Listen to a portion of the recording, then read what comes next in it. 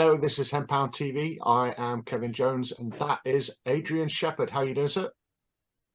Good morning or good afternoon to you. How are you doing? Sane and sensible. Allegedly. So listen, today we're going to go through Deloitte. There's been an article. The FSA have responded to the suggestions of basically hiding the tender to independently review novel foods. That's of interest. We will go through that. Then, of course, I just want to kind of touch on the polls that are related to Deloitte's kind of interaction with the FSA on that contract, followed by we've got some interesting FOI results that are tied in with the ACI and basically Buckingham and Surrey trading standards. Full show, I think, today. Are you looking forward to this, sir? Yeah, let's get into it. There's a lot to go through, I think, isn't there? Ah, definitely. And so never enough time. So I'm just going to basically learn how to well, share this. Maybe I'm not gonna learn. Where's this screen share malarkey? Hold on, share screen. There we go. We'll start there. So can you Be careful what you share. So you can see this, yeah? Yes, I can see that, yeah. Excellent. Now, the FSA have nicely given a reply, albeit through the Nutra ingredient publication. I got contacted by Nikki Hancock, who decided that there was some interest in the fact that Deloitte had been awarded this contract. Now, to just kind of recap, in October, there was a tender put out. In November, it was closed. People had submitted, and of course, this tender was to independently review novel foods. It was awarded on the 12th of the 12th, 22, and it was allegedly announced on 19/12/22. Now, the interesting thing in this is that there was no file that I could find on 14/02/20 until lunch that day, and I was looking for various reasons. It disappeared or wasn't there, and then basically it appeared.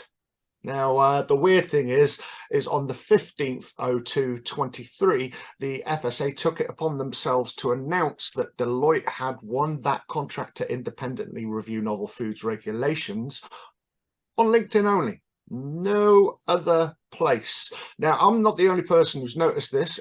Stephen Oliver from the Canna Consultants confirms in this article, which you can find here, basically that, well, there was no, hold on, let me get the glasses on. There was no tender up until the 14th, or last week. So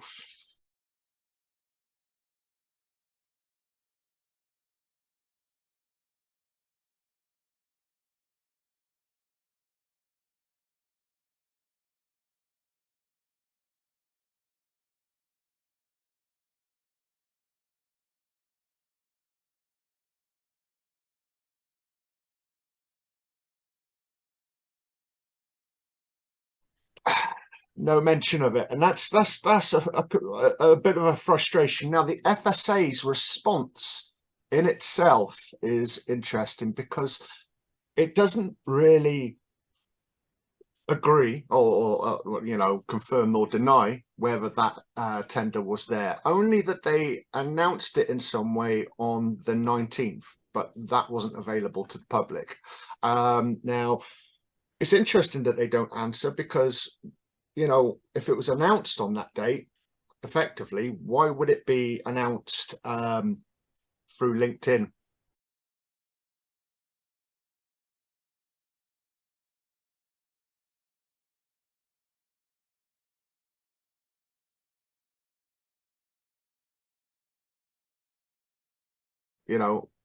Nearly a month after. That doesn't kind of make sense to me. Now, forgive me, obviously this is me waffling on something that I'm pursuing, and obviously I will ask for your opinion soon, Adrian. Now, the FSA state that they had several applications, so they had a choice.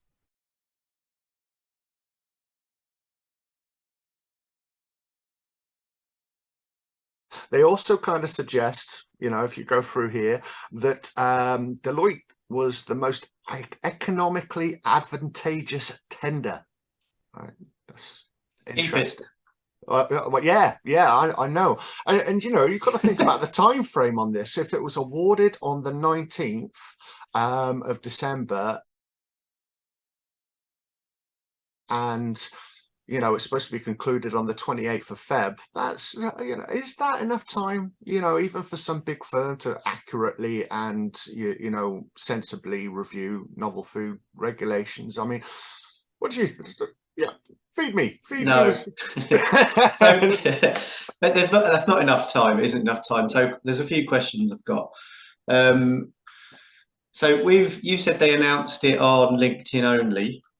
Yeah. So I guess the question from me would be, obviously from my viewpoint, yes, it should be a public announcement, but do they actually have to announce it, or do they have to announce it on one piece of social network and they've picked the smallest one to hide it under the radar, but to tick the boxes?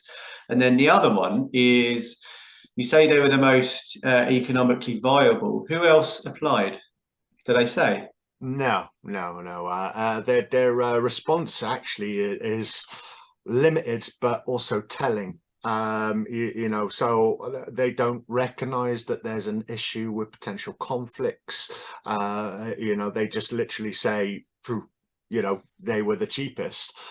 So have any kind of conflicts been taken into consideration? That's the interesting thing for me. They rely on regulation 67 of the public contracts regulations. Now I've had a little look at that, but it takes me a little bit of time to suss out the legalese kind of angle. But I mean, is that relevant? Now, couple of frustrations for me in this is that my public interest disclosure complaint, it touches on monopolies market, and my complaint was heard, and it was accepted that there needed to be an understanding of conflicts in the cannabis area before that contract was actually won.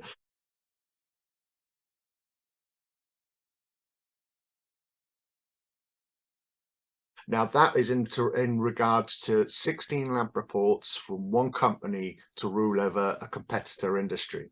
So if that conflict, or the potential of that conflict, is recognized before the point of awarding that contract, why award it to someone who's got blatant connections of sorts with one company that is alleged to be that major conflict?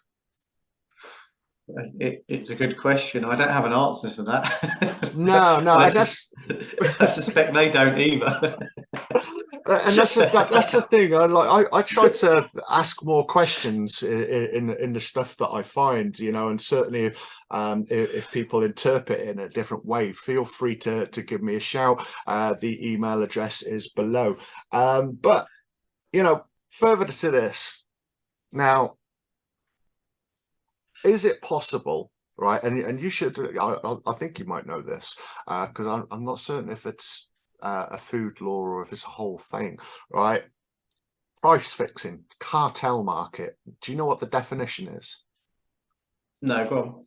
Right, hold on. Let me just bring this down slightly so I can see where it is. I'd like to clarify, I've never worked for a cartel, so No, me neither. A cartel is a collection of independent businesses or organizations that collude to manipulate the price of a product or service. All right. Yeah. Now, this is interesting because we do have organizations here that seem to be kind of almost working together for the benefit of someone who is providing a product.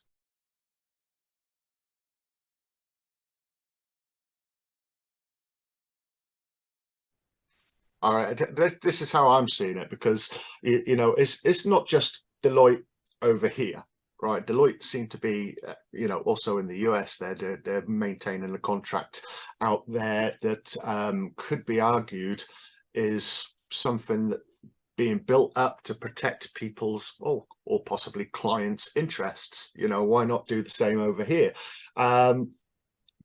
We have, yeah, the FSA kind of clamping down, or being slow and kind of frustrating the novel foods process, to the point that they have announced a contract to review novel foods. You know, we've got the MHRA waiting in the wings. We've got the FDA kind of waiting to try and get CBD medicinalized, or THC.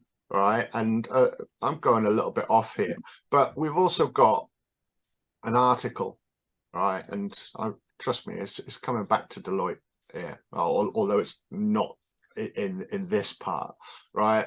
This is an article from 6th of July 2022. Now, I don't have to go into too much detail, other than right at the top, it's the US and EU explaining their uncertainties when it comes to CBD infused edibles. Now, we know where uncertainties go here. Uncertainties lead to regulatory reform, right? And what are we having here at the moment? But equally, we're having that in the EU and the US. We know we're tied to the UK because basically trade deals for exit in the EU. But there is actually a wider suggestion that the UK, US and EU are working towards a harmonized regulatory system that would ultimately then make life easier. Now, if that's the case, whose format do you think we'd be following here? The US, UK, or the FDA? Oh, that's a toughie. So I think in terms of format, and by format I mean point of contact, I prefer the FDA method, because as we said on the last one, that there's a single point of contact. Yes, no, get on with it.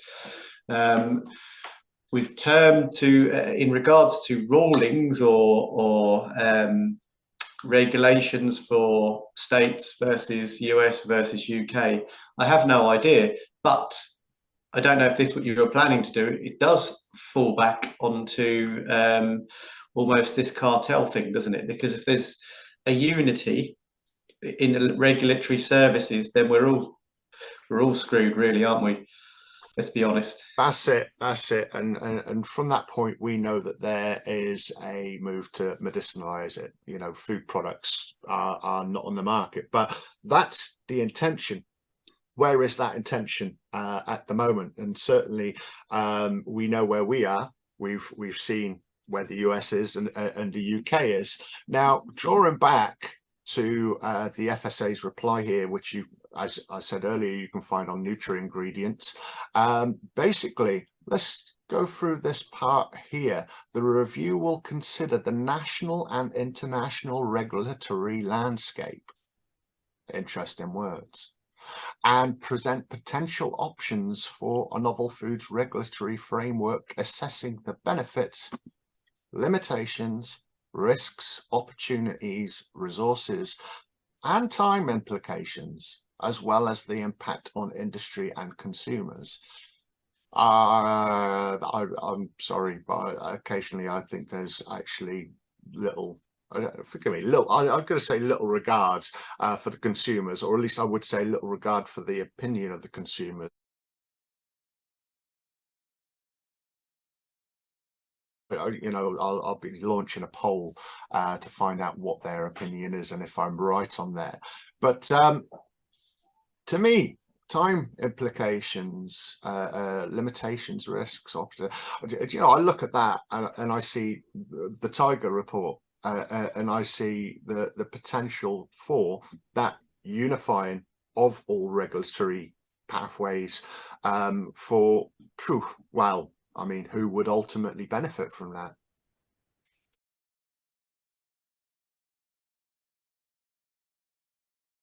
It's a shame, really, because if you'd have said, or the powers that be would have said right at the beginning of when they decided that CBD was a novel food. If they had just put out a statement like this, you'd have felt at ease. You've got, oh, okay, it's a blanket thing. All areas are covered. That makes a lot of sense. But where we are is 4 years down the line, and now we've, produced yet another confusing statement. But at this point, we've got a lot of background of seeing that it's geared up towards certain businesses or certain people. So it's actually a frightening statement at this point. Where if I'd have seen that 4 years ago, I'd have thought, oh, that's really good. That makes quite a lot of sense. Yeah, it's very sensible. It's funny that, because when I see people kind of going, oh, Twitter, they've released new guidelines. Is it going to be a lot more free? And I look at the guidelines, and actually they come with that kind of language, and you start kind of picking the words apart, and it's like, actually, no, it sounds like you're going to be clamping down. And kind of we're seeing it a few places, certainly on LinkedIn, but we'll touch on that later.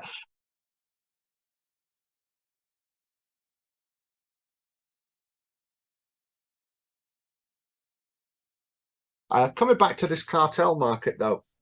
Now, I'm not saying that Deloitte's a part of it, but I got asked the question is, are they tying up loose ends? Like, we know that there's the intention of the MHRA to get CBD and medicinalized cannabinoid-based products. We know the FSA are part of that transfer of potential power. The Home Office are reside in that because they've got to devolve powers as well. We also know that the Home Office actually approached the VMD to advise them to outlaw medicinal or food supplemental products.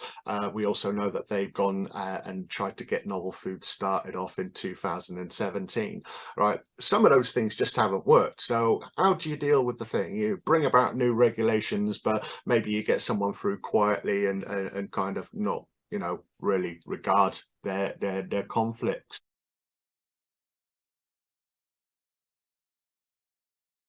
This response, it's quite interesting. Now here you can see that basically that they're suggesting that 2 documents were released on the 19th or published then, but the actual tender was out before, so that's a bit skewed. Yeah, I think it was the 3rd of the 10th that it was published. They're saying that it was closed in November and then basically awarded on the 12th, but then they published these on the 19th. I don't know, maybe there's something that I'm missing in the language there.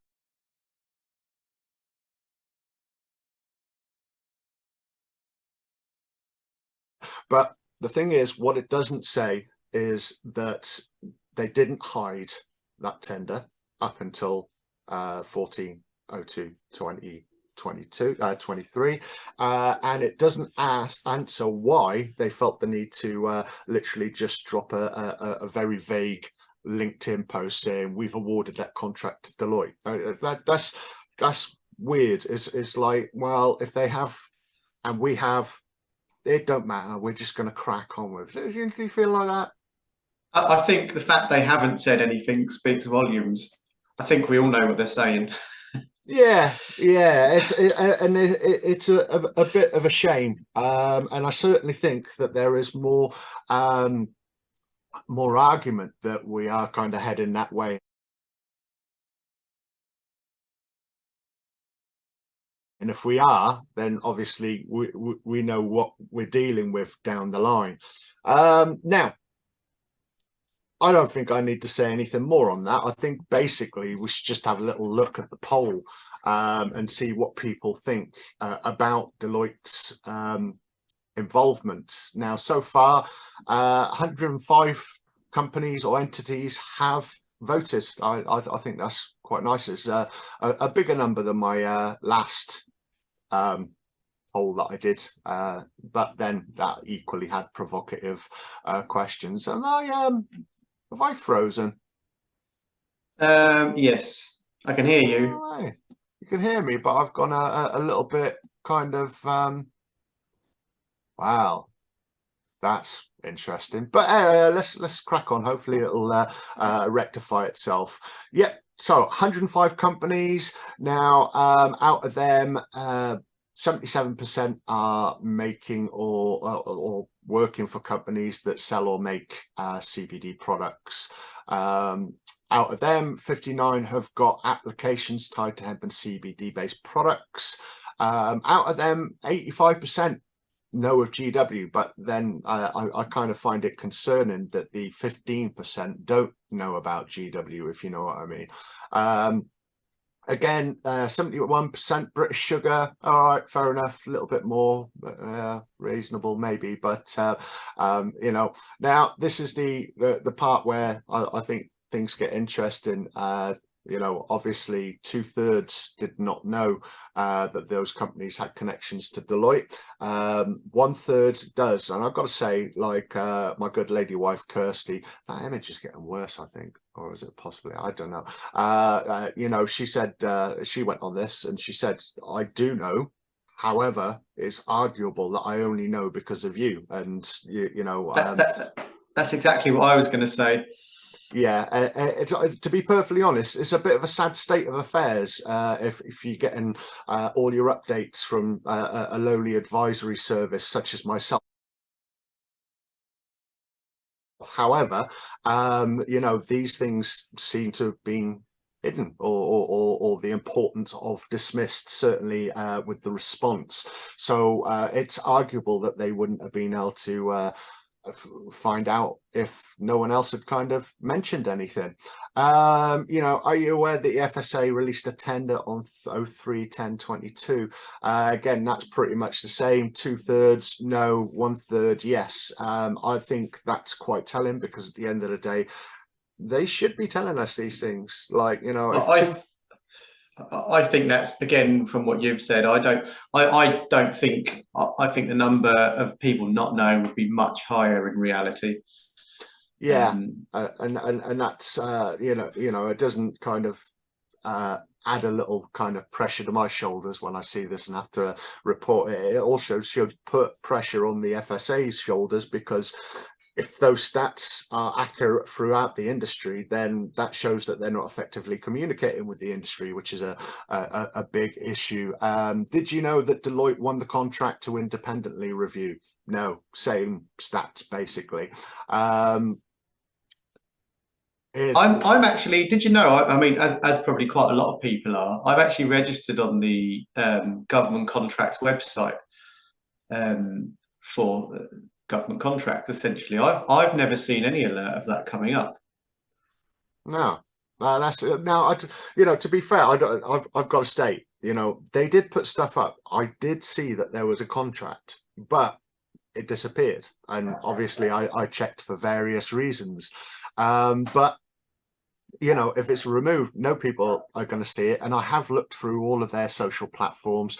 They have mentioned tenders in certain cases. It's not an alien thing for them, but they certainly didn't mention this, nor did they mention the winner when you know, well, on 19th of the 12th 20, let alone the 12th when Deloitte actually won it. So, you know, I suppose loose lips sink ships, don't they? Did you know that despite yeah, okay, that's in regards to the contract being removed. Again, you know, very few votes for yes there, and I would say that it's not just me. Of course, Stephen Oliver did verify himself or confirm that there was no contract up until that date.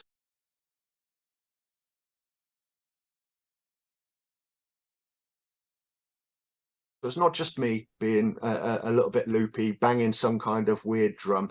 There is other respected industry professionals inside of the space that recognise that something kind of wasn't there. Yeah, the old thing. This is a question that I was a little bit uncertain with. Of course, like, do you think that it's right for the FSA to announce a contract 13 days before completion to an industry that could be heavily affected by the outcome? Now, understandably, most votes say no. Equally, I don't think that the FSA have announced it appropriately. I mean, yeah, all right, then maybe to the point of the article through Nutra ingredients, but still, I mean, you know, how many people are subscribed to that? How many people are in the industry and, you know, reading Hemp Today as opposed to that? You know, that's kind of frustrating. I still would argue that there has been no true kind of announcement to the industry. What's On the that. 2% that said yes? Was it Deloitte and GW Pharmaceuticals? No, I just kind of had this thing that Steve Moore's got an evil twin somewhere, and they both got like accounts. Sorry, Steve Moore, keep on doing that, man. That's a bit rude, but you know, chuckle worthy at the same time. With everything that has happened with novel foods, do you think it's possible that the FSA were hiding who won that contract? Let's be honest, they've not exactly explained things with that response. You know, it's are they It's still hidden, whether it's hidden whether intentional or not. So actually, it is hidden. Whether that was their intention, who knows? but it wasn't hidden in plain sight. You know, it was not there. Yeah. You know, and they're not calling me and Stephen Oliver liars. Equally, they're not confirming what has been stated. Considering the questions above, do you think that Deloitte is an ideal company to perform and independent review of novel foods regulations? That D must have just passed me by. Everything you know, mate. Come on. What is there any argument that would back up that person, that one vote that, you know, seems to think that they are the ideal company? I didn't vote yes, by the way, but you could, if you looked at it subjectively. Deloitte do this for a living. They're perfectly qualified, and you know they've got the right, I guess, facilities and people and to do this review. So the answer could be yes. However, as you've initially highlighted, they are connected to other CBD brands or pharmaceutical brands. The question is, does that have an effect on the outcome? Yes, it does, in my opinion, and that's the problem. It's not the factor that whether Deloitte, whatever you call them, are qualified to do it. It's just whether they're going to have an outcome that isn't biased. And that's it. I think it is very hard to kind of, you know, I have in a previous video asked that one voter to, you know, anonymously give me a shout just so I can understand. I mean, you know, you never know. There might be a genuine reason that I've completely, yeah, whatever. Do you think that the FSA performed due diligence into who they awarded the contract to? This again is an interesting one. You know, Deloitte could have declared those interests and the FSA ignored them or accepted them and still gave them the contract because they were the cheapest.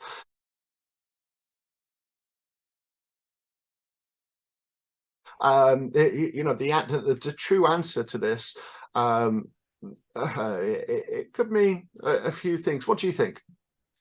Well, you made an interesting statement there, was sort of along the lines of what I was thinking. They could have done, Deloitte could have done everything legitimately, as you've just said. And FSA have just gone, yeah, they're all right, they'll do. But the statement we read on the other article about them being the most, is it economical viable, was the wording.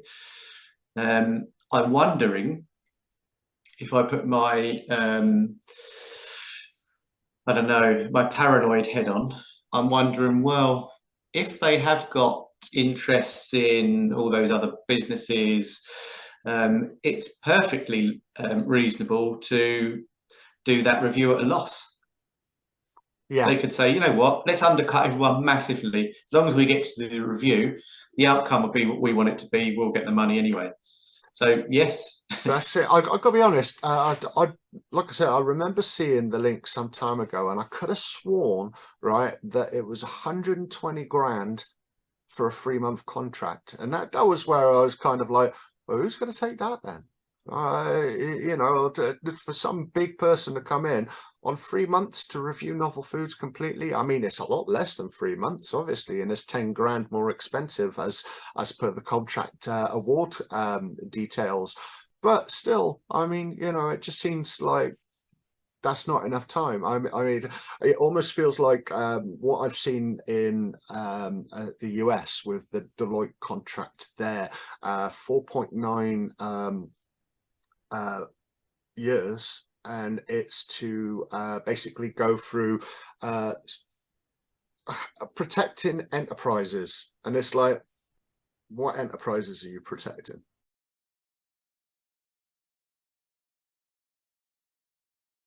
And, you know, of course, you see the FDA mentioning things about CBD and, you know, approaching Congress. And it's like, is something similar going on here to there or there to here? I mean, then, of course, what is happening there or here? Let's move on. Do you think that Deloitte would have declared their interest? Well, that kind of ties back into there, so we'll just shift past there. Do you think that the FSA are listening to the UK hemp and CBD industry? What do you think, sir? Oh, No, of course they're not.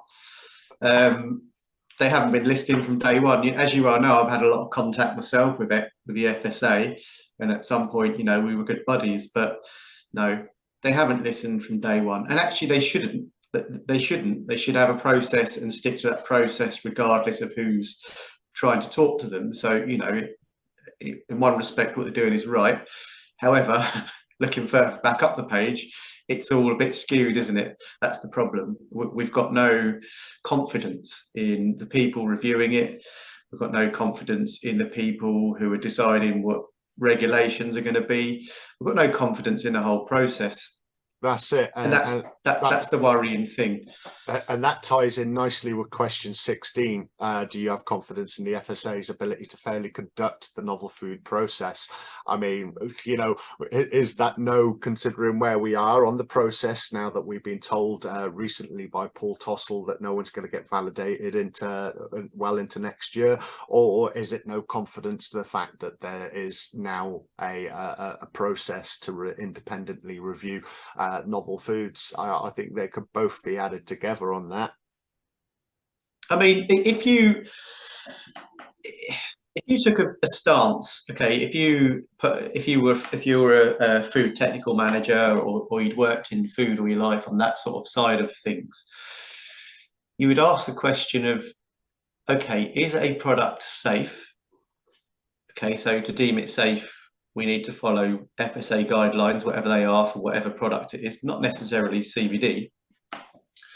But the problem is, when you look at CBD, it's technically not safe because there's no formally approved product at the moment. It's technically not unsafe because it hasn't been taken off of the shelves. So as the single role of the food police, the FSA have failed. Whichever side of that fence you sit on, in my opinion, the FSA have failed. There's product which they're on one hand saying, oh, we're not sure if it's safe yet, we need some more data, blah, blah, blah. It's okay though, carry on selling it. That's still on the shelf, you know.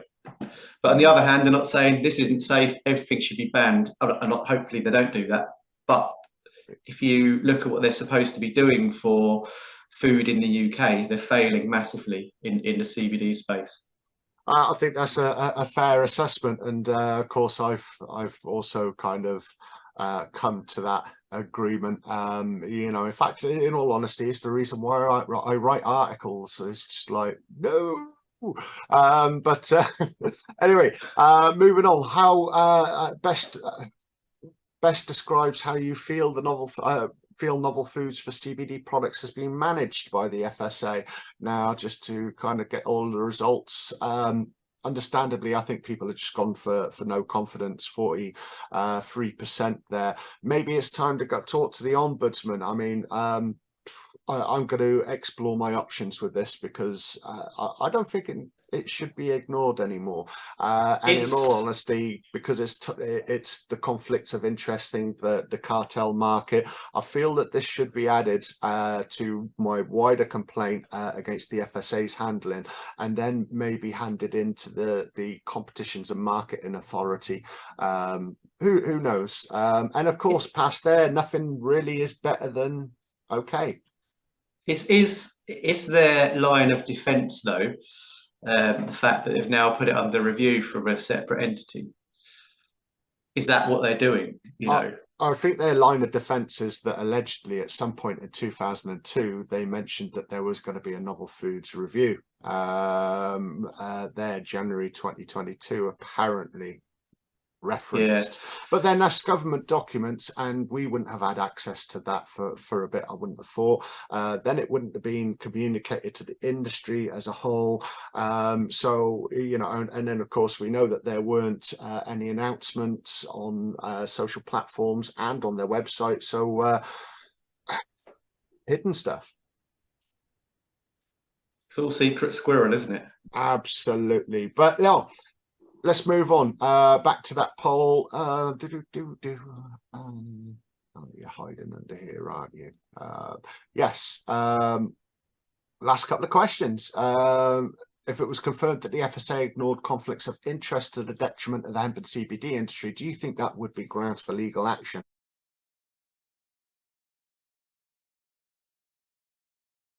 Well, as we talked on cartel markets, the fact that they know that there is an issue with conflicts of interest within cannabis and still proceeded along this road whilst being whilst employing someone who's tied into people, I think that stuff's building up.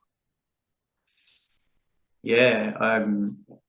Yeah, I'd like to see, well, I wouldn't, but I'd like to see what would happen actually if this ever comes to an end, and the end we probably expect. I would like to see actually what does and what can happen in terms of, you know, legal action, because unfortunately most of us brands or CBD manufacturers are probably bankrupt by them. Yeah, hopefully that is not the case, but it's not looking pretty with the grand scheme of things. And of course, moving on, would you agree that it's time for the industry as a whole to come together, associations and organisations, to reclaim food supplemental hemp and CBD products, which I believe is an achievable kind of angle, at least working together. Now, some people say not sure, two people say no, maybe the two people from above. Not sure. There was a time when we tried to work together when novel foods kicked in, and we were trying to basically find any evidence of CBD products from 1996 and before. It was an interesting utopia for all of 5 minutes, and then basically it shattered. I mean, we didn't find anything anyway, but you know, I just wonder if some of those people kind of realized that in days gone past, when that has been tried, it didn't particularly get very far. But equally, we're talking about an industry here, and 89% believe that we should, as well as myself, combine to basically get a little bit more volume to those who really need to hear it.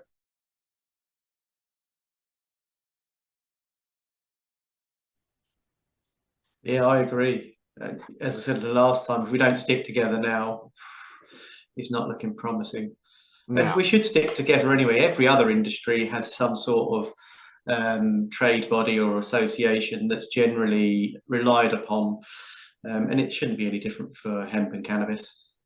No, and on that, allow me to get rid of some of these, sir, because I think we've gone past there now. Certainly, there is something else I wanted to talk about. We haven't got much time, but I will try and skim through this as possible. Now, I ended up on a ACI webinar randomly not so long ago, and I say randomly, it genuinely was randomly.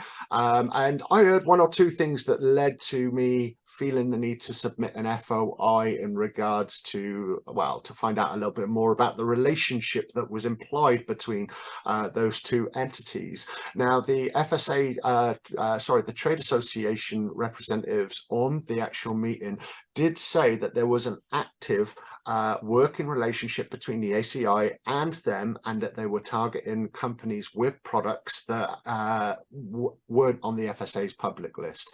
Now, it's very interesting. So I basically checked in, asked how many complaints had they received between the main dump of companies on the 31st of the 3rd, 2022 to the present day, which is the 31st of the 1st, 2023, when I submitted it. 10 complaints have come in. Not a single one from the ACI or the UK CDD list portal. Now, you remember surely a big trumpeting of like, we're working with these guys, yeah? Because that suggests otherwise. Yeah, they're not working with anybody. We have this comes around every so often, doesn't it, where people say we're working directly with the FSA, blah, blah, blah. But as you well know, officially the FSA will say we don't work with anyone. Trading standards, with the exception of if you've got a primary partnership with them, don't work with anyone. It's not in their interest. Yeah. You know, otherwise they're not very, I guess, they can't look at stuff subjectively if they've got a bit of an input. And to be honest, trading standards are very busy, and CBD is right on the bottom of their list of the stuff they have to do. It's just not even on their radar, to be honest. Well, neither of the ACI, if this is to believe, if they have submitted complaints. That's interesting, because a lot of people don't talk much about what's going on in the industry because of a fear of the ACI. But that suggests that they aren't there. But then we don't need to be here now because we're just about to run out of time. Thanks very much for your